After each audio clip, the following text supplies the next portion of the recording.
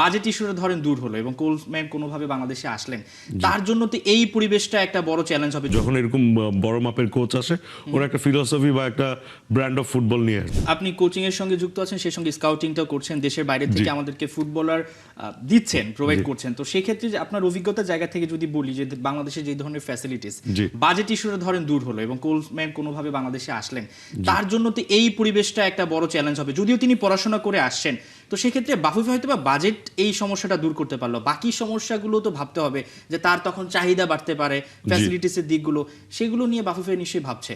100% because একটা যখন এরকম বড় মাপের কোচ আসে ওরা একটা ফিলোসফি বা একটা ব্র্যান্ড অফ ফুটবল নিয়ে আসে। সো ওরাও দেখে যে আমাদের infrastructure is good enough or not যে ওই ফিলোসফিটা কি ইমপ্লিমেন্ট করার জন্য।